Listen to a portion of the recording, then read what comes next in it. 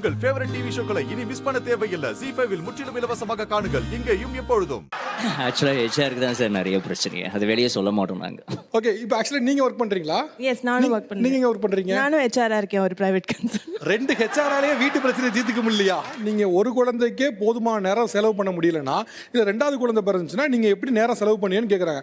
அந்த கேள்விக்கே நீங்க பதில் சொல்லாம நீங்க எப்படி அடுத்த குழந்தைக்கான மற்ற விஷயங்களை யோசிக்கவே முடியும்? சார் அதான் சார், எங்க வீட்டில் 4 பேர் சார் பசங்க. இல்லைங்க, நீங்க உங்க வீட்டில் 4 பேர் இருக்கலாம், 5 பேர் இருக்கலாம். இன்னைக்கு தேதிக்கு என்ன இப்போ அவங்க ஒன்று சொன்னாங்க, நீங்க அதுக்குள்ள வரவே மாட்டீங்க. அவங்களோட 5 வயசுல இருந்து அப்பா இல்லைன்னாங்க. அங்க அப்பா உண்மையிலே இல்ல, he is no more. ஆனா இங்க நீங்க இருக்கீங்க, இருந்தும் நீங்க இல்லாத மாதிரி இருக்கு. அதுதான் அவங்க சொல்றாங்க. உங்களுக்கு நீ புரிஞ்சிக்கவே மாட்டீங்க. நீங்க சும்மா எது பண்ணது ரொம்ப கோவம் ஆயிடுச்சு, இந்த விஷயத்த வந்து வேலைன்னு பார்த்துட்டு இந்த விஷயத்த பண்ணாம விட்டாரு, எனக்கு ரொம்ப கோவமாச்சது அப்படின்னு என்ன சொல்லுவீங்க? ஃபங்க்ஷன், ரிலேட்டிவ்ஸ் ஃபங்க்ஷனுக்கு, ரொம்ப க்ளோஸான ரிலேட்டிவ் ஃபங்க்ஷனுக்கு தான் சார் கூப்பிடுவோம்.